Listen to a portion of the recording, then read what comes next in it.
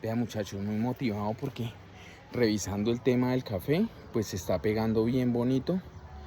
Vea, vea cómo está el tema del café. Algo preocupado con el tema de la hormiga, porque sí se están, aunque las fumigamos y todo eso, están saliendo. Y lo otro es que vea, está saliendo buen colino de plátano para, para la resiembra estos días que empieza la menguante.